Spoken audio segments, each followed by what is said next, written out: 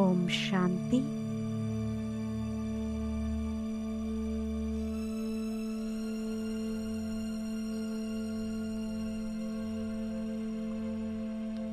நான் ஆத்மா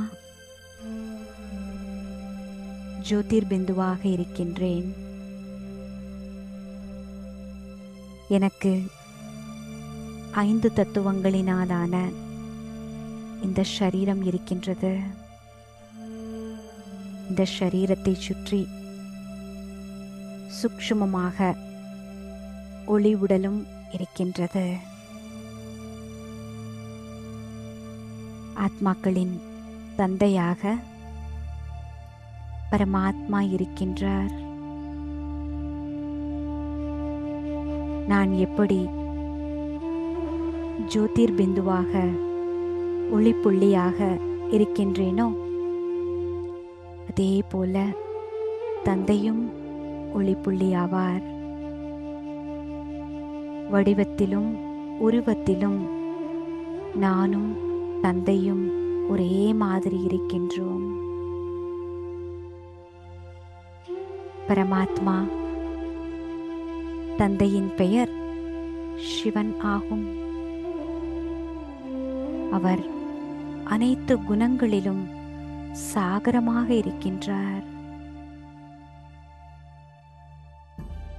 எப்படி கடலானது வற்றாதோ அதுபோல பரமாத்மா அனைத்து தெய்வீக குணங்களின் சக்திகளின் ஞானத்தின் கடலாக இருக்கின்றார்.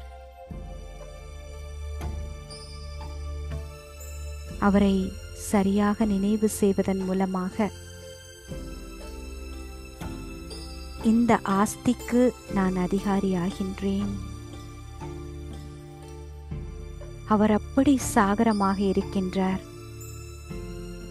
அனைத்து குழந்தைகளையும் முழுமையாக நிரப்பிவிட முடியும். எந்த குழந்தையின் மீதும் எந்த பாரபட்சமும் இன்றி இந்த ஆஸ்தியை கொடுப்பதற்கு அவர் தயாராக இருக்கின்றார்.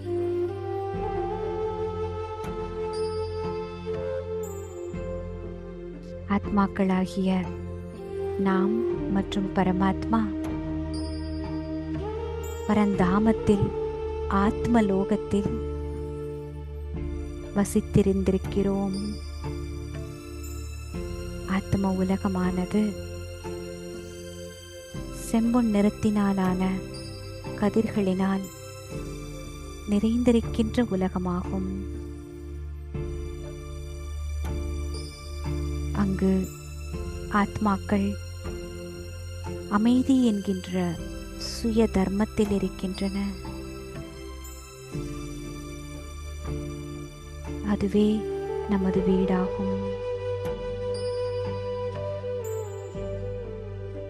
எப்பொழுது இந்த ஷரீரத்திலிருந்து ஆத்மாவானது தனது பார்ட்டை முழுமையாக முடிக்கின்றதோ அப்பொழுது பரமாத்மா நம் அனைவரையும் பரந்தாமத்திற்கு முக்திக்கு அழைத்துச் செல்கின்றார்.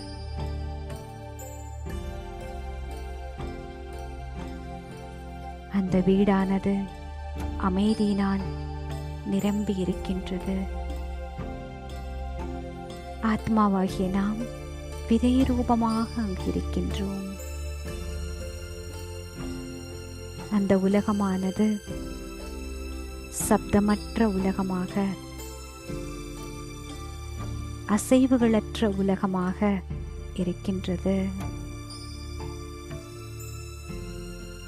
மனம், புத்தி, சமஸ்காரம் இவை அனைத்தும் வெளிப்பாடு செய்யாத ஒரு விதை ரூபமாக நான் ஆத்மா பரந்தாம வீட்டில் அனைத்து சகோதர ஆத்மாக்களுடனும் தந்தையுடனும் இருக்கின்றேன்.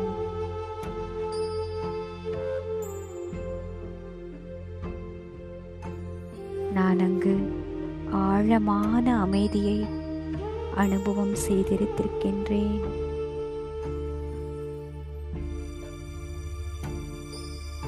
ஓம் சாந்தி.